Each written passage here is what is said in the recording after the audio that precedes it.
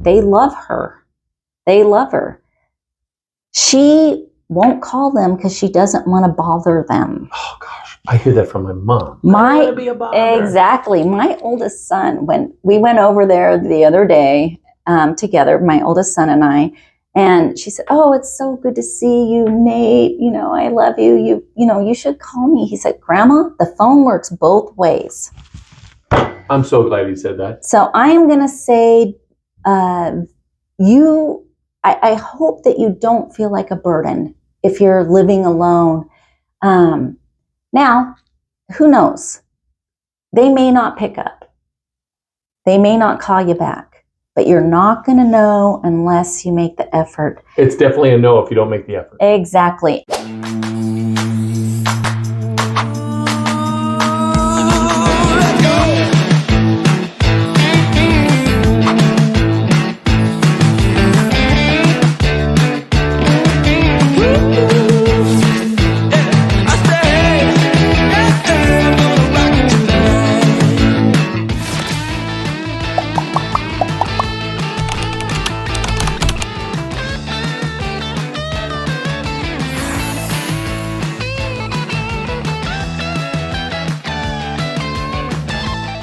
Hey everybody, Mitch Schwartz here again, Keller Williams Realty, your senior real estate focused agent in Las Vegas with the Living Well, Aging Smart podcast. Today I'm excited again for the second time I get my friend Alison Rachiel from Smooth Transitions House to Home.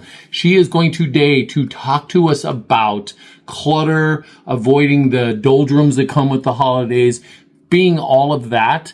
And I think it would be very helpful. Pay attention because she works with a lot of seniors just like I do. She sees a lot of things, and it'd be very helpful for you to be able to focus on what matters most, which is you and your family and your mental health. And she's here. Let's kick it off. Alison's a great friend, and I'm sure you're going to get a lot out of today's event. Thank you. Alison Rachiel, I'm so glad you're here. I'm so glad you're here because we were chatting the other day about the fact that the holidays are coming on us and we have so many people that are right-sizing, they're moving out of their homes, they got all their stuff going on in their new place and what they left, and they start to feel all verklempt about all those things. And I think because we both come in contact with it, and you even more so than me, because you touch a lot of their memories, right? You're involved in that. I think having a conversation today about what is going through these folks' heads, and we're supposing this, right? It's supposition, simply because not everybody shares this with us, but we can see from their energy and their actions that there's a challenge here. And I think we talk about that. I think we should also spend a few minutes on some things that people can do to work themselves through, because with the holidays here, this is going to be the time when really the move hits them like a ton of bricks. I mean, do you agree with me on that? Oh, 100%. Thanks for inviting me here to talk about this, because I think it's so important. Totally important. So why don't you tell us what you see, and then we can talk about what we can do to help them fix it. Sure. So, we help people move. Right. We declutter, we sort, we downsize, right size, however you want to say it. So on the front end, we see people letting go of memories. Right. They feel like they're letting go of memories because they're letting go of physical things. They're saying it, but are they really doing it? Right. You know, the platter that was their mother's and the ornaments that their children made out of macaroni and gold paint, all of those things that, have meant the world to them. Right. That they have to let go of sometimes to move into a more appropriate place or to open up their life to more freedom. And even if they do it voluntarily, when they're in that new place, I often see, regret is the wrong word, but a sadness, a longing for what used to be. So what I'm hearing is because they're moving, they're consolidating, they're having to make hard choices on things that they can and cannot keep. And sometimes the choice is, listen, I just don't have the space for that. Yeah. And they do whatever they do with it, either it gets sold, given away, handed off to a child, whatever the case may be, but it's no longer in their life.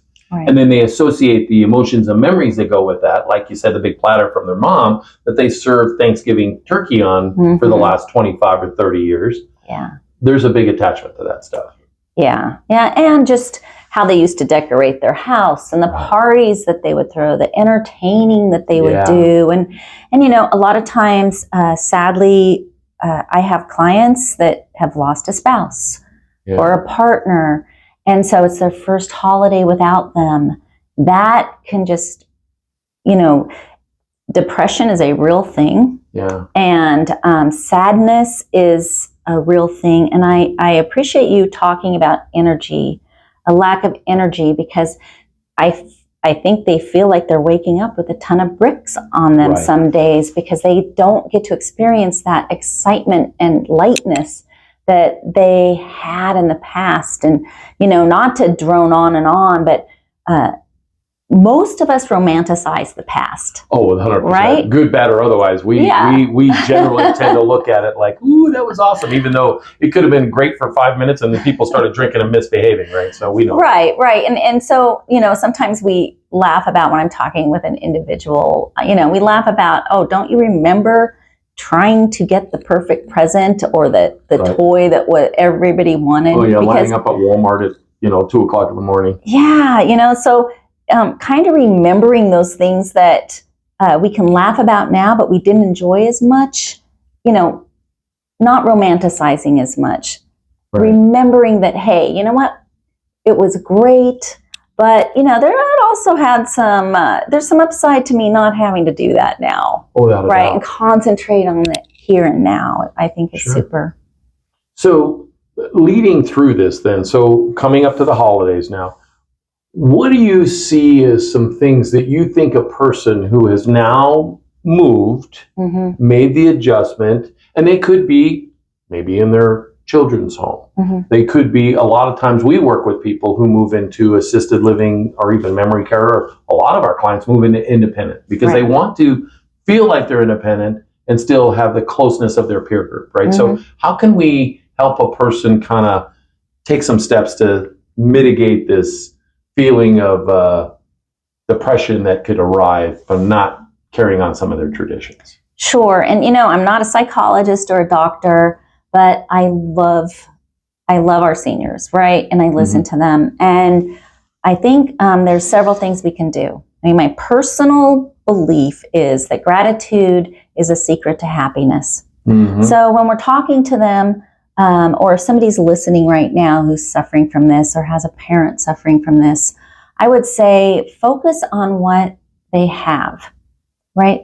If they have their health, that's number one, right? Right. If they have children who come visit them or grandchildren that send them a letter or a card. And here's the thing.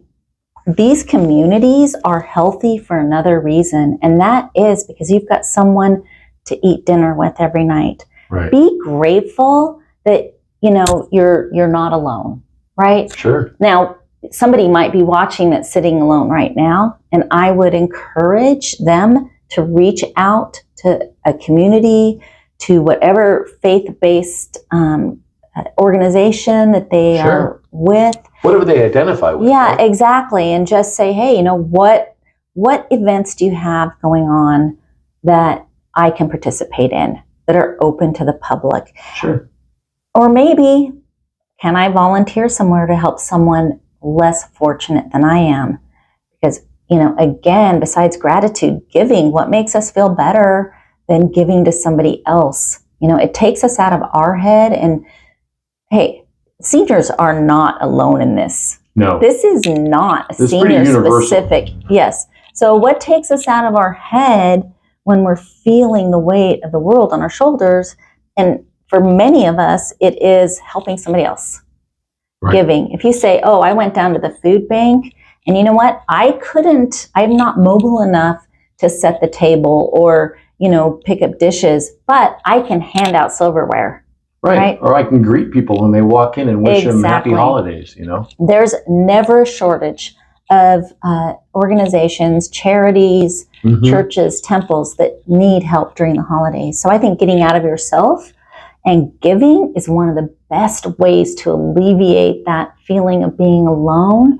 And we talked about this in our conversations, and lack of purpose, right? Right. Because our seniors have a purpose. They are here for a reason, and there's so much that they can give. Sure. And it doesn't even have to be just at the holidays. Right. Right. So I love that you say all those things, because what I hear from that is, first off, is you attract what you give. So in other words, if you're out there dwelling on the negativity, you're going to receive a lot more things to dwell on that are negative. Mm-hmm. So turn that around. I have a gratitude journal. And so I, on a daily basis, will write down the 2 or 3 things that I'm grateful for that day. Yeah. And what that does is it keeps my mindset saying, oh my gosh, I got these blessings. As a matter of fact, a mentor of mine years ago, Diana, she said that the hardest arithmetic for us all to do is to count our blessings. Mm. And I think if we do that consistently, not only do we get to enjoy them again because we're bringing them up, we actually are telling the world that we're in gratitude, and that like energy attracts like energy, and it's going to come to us, which is, I think, also like you talked about volunteering. Mm-hmm. So imagine, if you will, if you're a person sitting home, senior or otherwise, and you're by yourself, the natural tendency is to get caught up in the negativity. Mm-hmm. But if you're out there giving, the highest form of energy is the gift to other people. Yeah. Finding a way to bring to others something that they don't have through your time. Maybe it's money, but I think time is the best, most valuable thing you can give. Oh, for sure. I agree 100%. And it's not, there's so many avenues to give, right? Yeah. You can go to a children's museum. Some people love children. Some people would rather never see a snotty nose again, right? Deal with some of those. But if you do, you can volunteer at a children's museum or the Natural History Museum. Go listen to a free concert. Right. And those kinds of things, get out of yourself and go be with other people. And for a majority of the people that we deal with, I mean, in all honesty, they are in a community, a senior community, whether it's independent, assisted, memory care. I have never been in a room with more than one senior where one of them couldn't reach out to the other one and say, hey, how are you doing today? Right. That can mean the difference. And something I do this seminar, Mitch, and I have everybody reach out and hold a hand. Oh, how nice. Just for a second, Just to have that connection. Yeah, the human touch is so important. And we miss that. Yeah. And it's another thing that gets lost, because you think back to greeting everybody for dinner or going over to somebody's house every year, the same person's house every year for dinner, and getting those hugs at the door and whatnot. Right. We do not touch each other enough. And that's holding hands. That's a comfortable hug. And, of course, we live in a funny society where maybe it's appropriate to ask first, do you mind if I hug you? Sure. Are you a hugger? But once you do it, it feels so good. Sure it does. It's just that human connection. Mm-hmm. I think even as little as, say, just maybe at dinner, if you're a religious person, say grace and hold the people's hands at the table. Yeah. I mean, whatever works for you. And I have a lot of seniors that I talk to, just like you. And some people ask me, well, I just don't know what to do. I'm here. There's all kinds of fun stuff to do here. But then they start longing to give back. And I think to myself, well, what did you like, say, as a child? Mm-hmm. And a lot of them say, well, I loved being read to when I was 5 or 6 years old. I said, well, what was your favorite book you enjoyed being read to? And they say, oh, it was Dr. Seuss' Cat in a Hat. I said, why don't you go get yourself a really beautiful color copy of that and go to a hospital and read to children or go to a nursery school or volunteer at a kindergarten class and be the person that's the light that you are looking to attract for others. And I think that's fantastic. So now, aside from, obviously, these are behaviors that they can do, is there anything that people can do in their own home? Because a lot of our clients move into a community, say it's like an independent community, they still live alone, even though they're in a community of their peers. Yeah. So what can they do in their own home that might change some of this for them? That's a great question. So we always encourage our clients to take something for the holidays, and not too much, because we don't want them to, have too much in their house. Well, and we don't want them to hurt themselves by virtue of trying to hang a bunch of garland on the ceilings. Right. But I encourage them to, if they've always decorate, still decorate, even if it's just a little bit. It gets tiring, right? I think this now, I'm 60. I don't have any kids at home. I have little grandkids that I will still decorate for. But it's not the same if I'm not having dinner at my house and having them over. So I decorate less. Right. And I'm happy with that because it's also less to put away. It's less of a mess. And that's where you can also invite your neighbor down the hallway to come decorate with you, have some hot chocolates, some you can go down to their place and do it, right? Wine, exactly. And maybe if you are still cooking, cook that favorite dish just for yourself or invite somebody in. But I'm going to stress, I think that each of us as individuals are important and we are worth cooking that favorite dish for. Sure. Maybe you used to cook it for 16 people and you can only cut the recipe in half, so you have 8 servings in your refrigerator. Well, eat as much as you can and again, share with the neighbor, share with the staff member. For those people who have caregivers, send them home with a dish of your favorite traditional holiday. You, as an individual, are worth cooking for. 100%. And if you can't cook it, because some people don't have the tools anymore, the kitchens. Or even the manual dexterity. Yes, I would say order it in. Yeah. Call Uber Eats and have that favorite dish. It's a tradition that I think if you keep, however small it may be at this moment, it still keeps the continuity of your mindset because you're used to having this, you enjoy it. I know people who are just all about like yams at Thanksgiving. Not my thing. I've been told to make a mean set of sweet potatoes and yams, but I don't eat them. Yeah. I do know people that's their thing. And I say, if that's your thing and that's the thing you look forward to the most on whatever the holiday it is, then just make that. You don't have to make the big spread. You can make the one thing that's the emotional tie to the tradition that you have. Maybe it's an apple pie or maybe it's a great homemade pumpkin pie. But I think you're right. I think make the decision that you're worth it. Yes, 100%. And the first rule, so I say, we've been talking about giving and whatnot. The first rule, it's the old airline. The oxygen mask drops. Take care of yourself. Right. Right. Be grateful for what you have, which we already talked about, and make yourself that little traditional dish or decoration or whatever, and then share what you can. And I just think that is going to make you feel so much better during the holidays. And don't lament.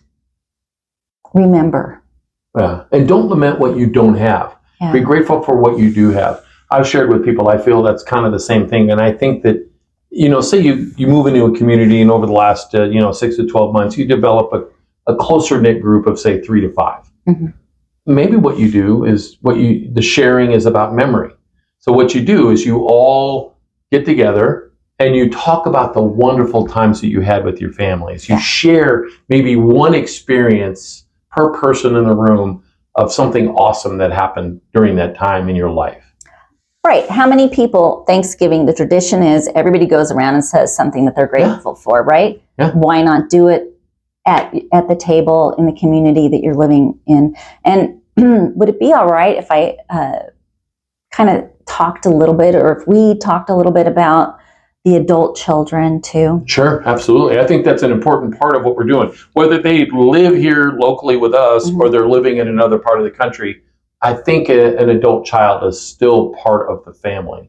Oh, 100%. And so, we all have busy lives, as adult children, and things are going on. And as you said, whether you're in town or not, it's really an important time to make the time to call mom or dad.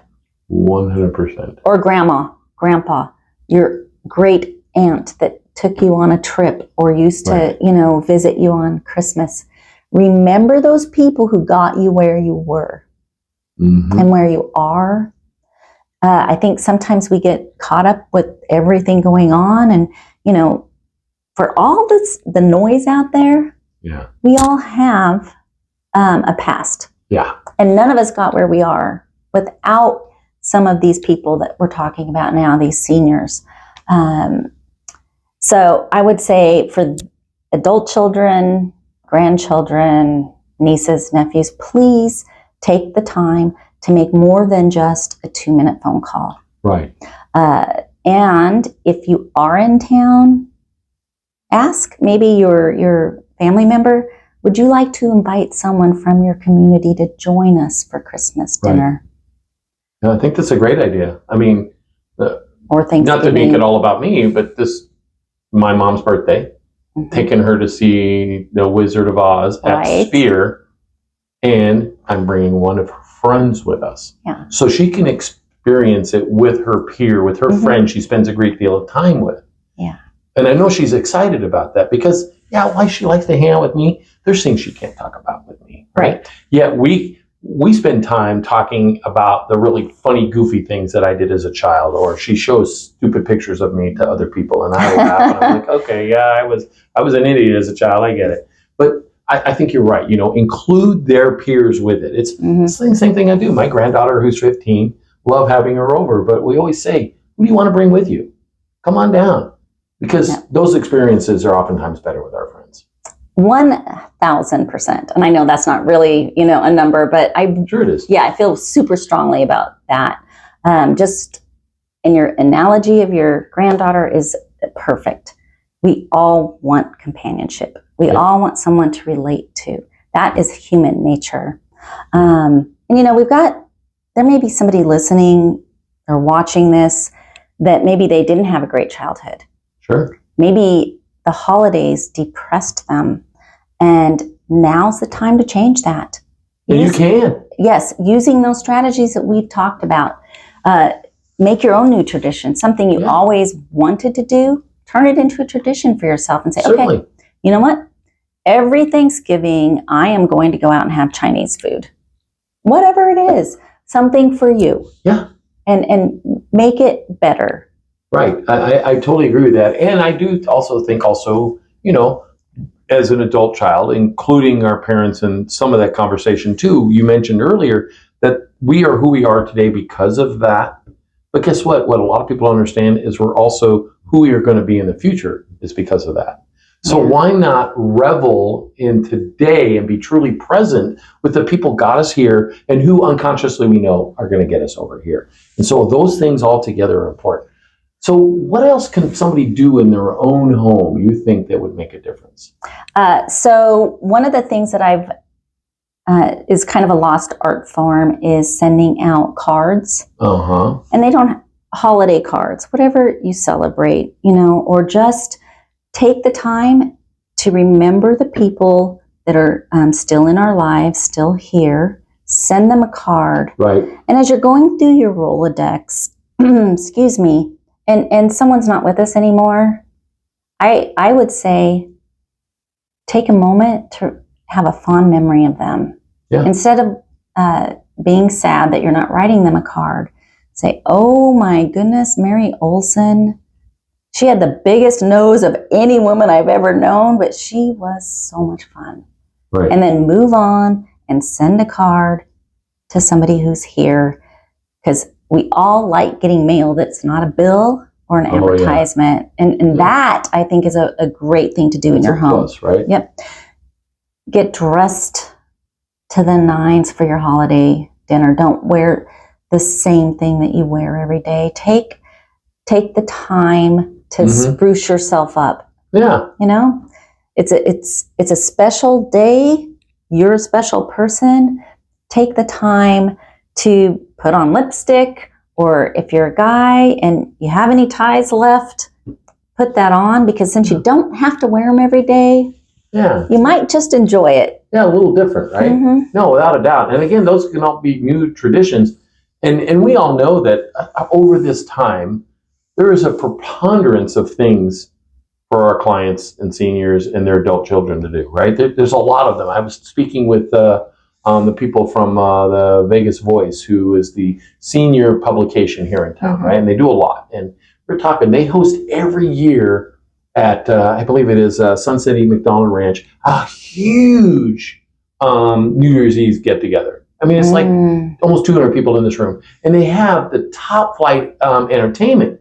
But what's really cool, they're smart. They realize that us old guys like me are not going to be interested in staying up until midnight.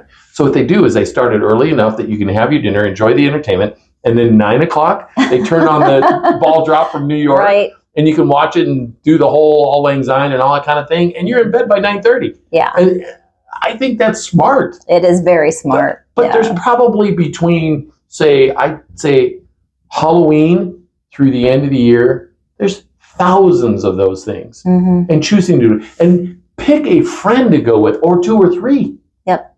You know, I don't care that you're married or not. I don't care that you had a spouse or not. I don't care any of that stuff. You need to say, I like hanging out with you. I like hanging out with you. I like hanging out with you. We should go do this together and run that place, right? And just be fun.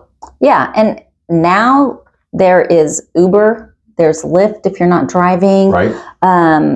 There are medical transportation services that if you need a special transportation that can get you somewhere. And I just think it's so important to get out of yourself and do some other things. If you're in your home, though, watch your favorite old movie. Oh, yeah. You know? Right. The one that you watched every year. It's a Wonderful Life. That's my movie. I watch every holiday. Yep. Me too. Every time. Me too. And then we, as kids were growing up, we always probably watched The Wizard of Oz on either Thanksgiving or the day after. Why? Because it was always on during that time. Well, it was only on once a year, too. And that was it. Yeah, well, we didn't have the luxury of having all these streaming services that we do today, right? Yeah. But I think that it's I think, again, keeping with some of the traditions, creating a few new ones, I think those are really good ideas. And if you had to give I'm going to say this because we haven't touched on it. I think that sometimes we allow the depression to get away from us. Like we wallow in the mire of the depression, and it's hard to, what is the phrase? You can't see the forest for the trees, right? So you don't realize that you're there, but other people see it. And I would suggest that if somebody comes to you and they say your energy doesn't feel right, or you suffering instead of being stoic and saying, oh no, I'm wonderful, I'm perfect, only to be suffering inside, be honest with yourself and your friend and let them help you. Reach out. I mean, we both have relationships with people who do therapy and counseling, if that's what you want, or doing a group conversation. There's lots of opportunity for that too. And if you lost a spouse in the last year and now this is your first time without them, that's especially important to have that kind of conversation, right? Yeah, that's a great point. And the opposite thing is true too. So I have a personal story I'll share real quick. Please. So my mom had 6 kids. She's got multiple grandchildren. She had 4 grandchildren that grew up here in Las Vegas. And they love her. They love her. She won't call them because she doesn't want to bother them. Oh, gosh. I hear that from my mom. Exactly. My oldest son, when we went over there the other day together, my oldest son and I, and she said, oh, it's so good to see you, Nate. You know, I love you. You should call me. He said, Grandma, the phone works both ways. I'm so glad he said that. So I am going to say, I hope that you don't feel like a burden if you're living alone. Now, who knows? They may not pick up. They may not call you back, but you're not going to know unless you make the effort. It's definitely a no if you don't make the effort. Exactly. And in today's world, they may not get back to you the first time because it is a different world out there with cell phones. And they never listen. Well, that's not true, but many young people don't listen to their voicemails. But if you call a couple of times and it doesn't happen, what have you lost? At least you tried. But I know for my son, that would mean, the world for his grandma just to call and say, hey. And so, I wanted to share that. No, I think that's great because, again, all too often, I hear this a lot from seniors. I hear it from my mom. Well, I just know you're really busy. I'm like, Mom, if I'm busy, guess what I have? I have a voicemail. You can leave a message there, and I will call you back. It may not be instantaneously because you may be calling when I'm in the middle of doing something like this. As a matter of fact, I'm not going to take a call, right? But because she's important enough to me, just like your son's grandmother would be important to him. He may not call back immediately unless it's an emergency, and yet he will call back. Yeah, because I think people do love to hear from their family, and you might not get them every single time, but understanding that if they were that busy, you would not have their phone number.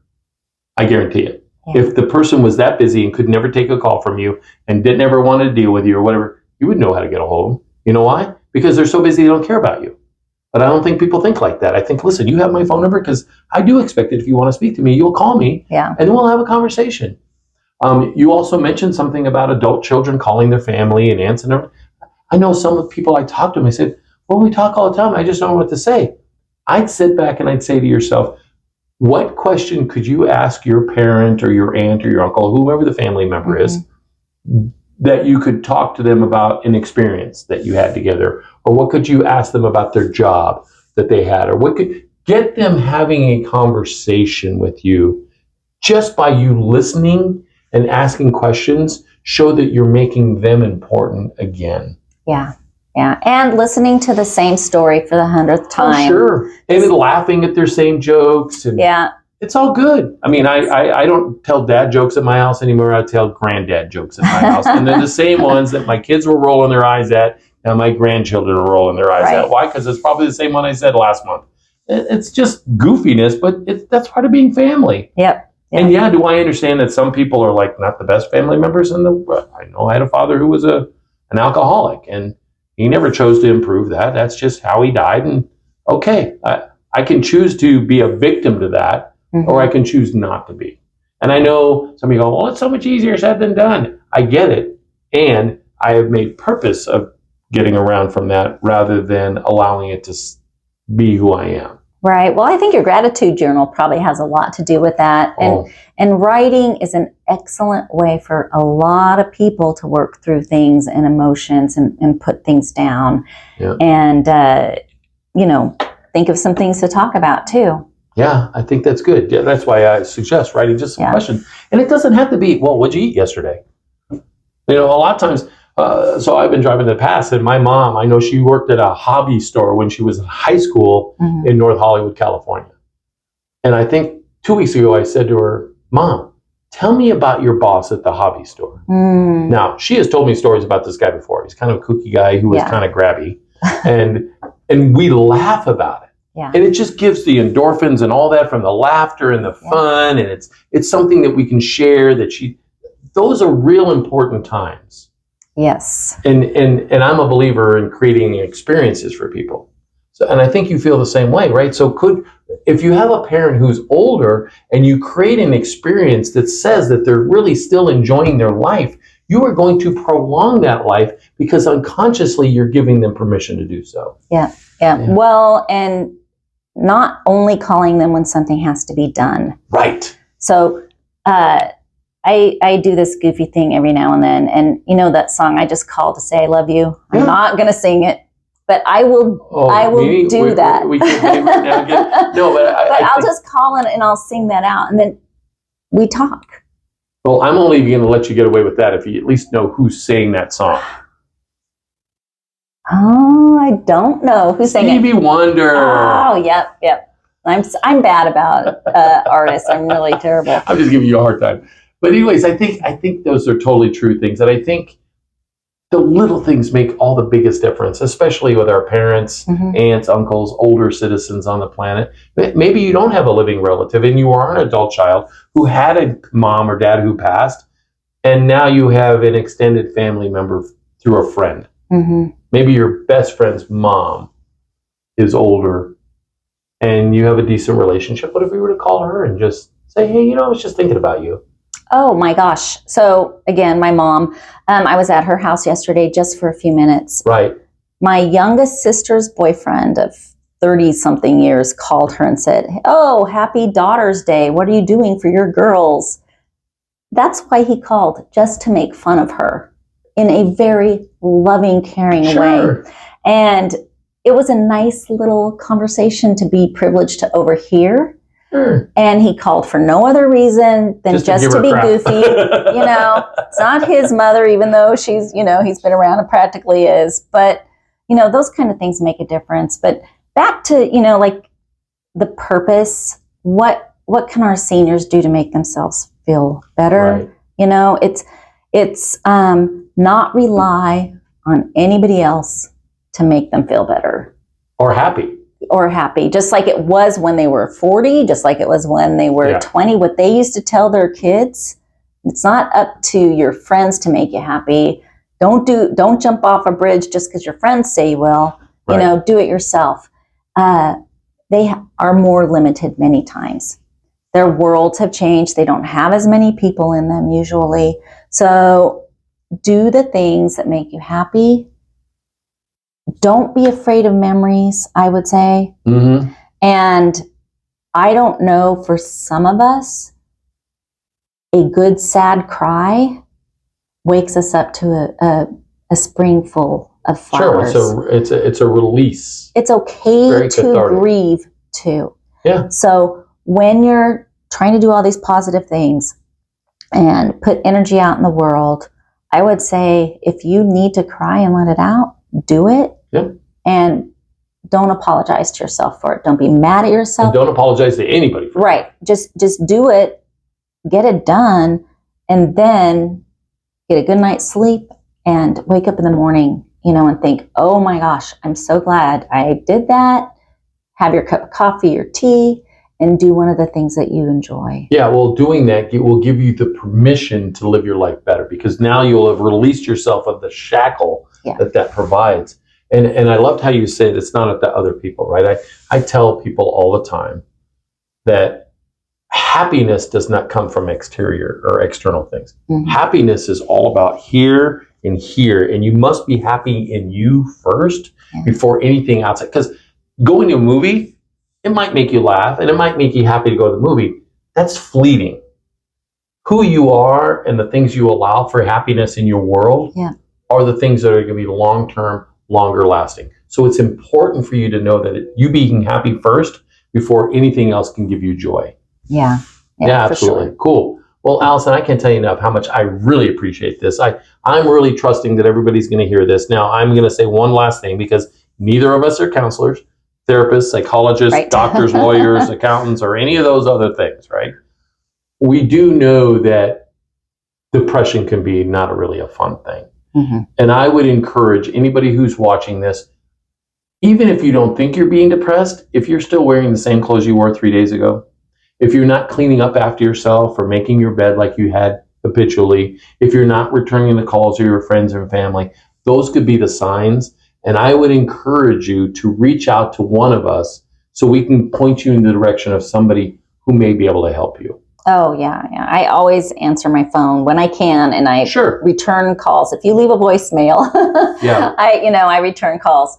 That's a really great point, Mitch, and I'm grateful to be here. I'm glad we're talking about this, because I want people to be happier, and it's a subject we don't get to talk about with seniors too much, I don't think. And well, it tends to be like almost like hands off.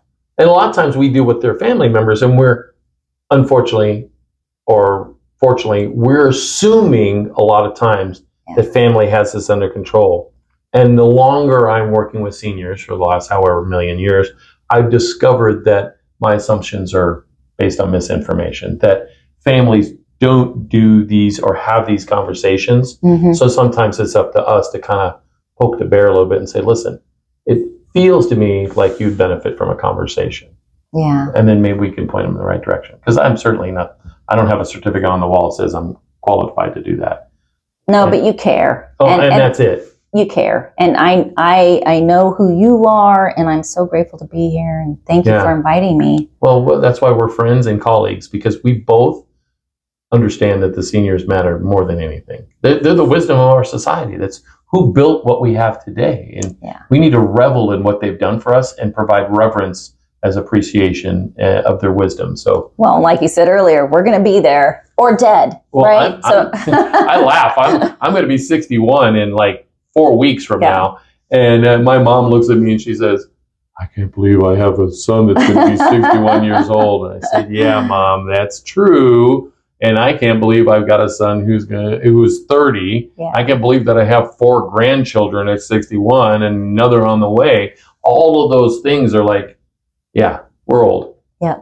Move on with that. I can't control it. All I can control is how I respond to it. So thank you again for being here. Thank you for being my friend. And thank you for being a colleague who takes care of seniors with me. Thank you. You are so welcome, Mitch. I'm very blessed. Just kidding. Thank you. Thank you very much. Wow, what a great bunch of information from Alison today. Again, if you're looking to consider making a move and you think a senior move manager is a great person to talk with, talk to her. If you just need to unclutter, she's great for that too. Or if you just want to prepare for the holidays and get some stuff packed away, I think she's probably a really great resource for that as well. Reach out to her. Her contact information is available. And again, Alison Rachiel, house to home, smooth transitions, great opportunity. Hope to have you call her or me, whichever works. Take care.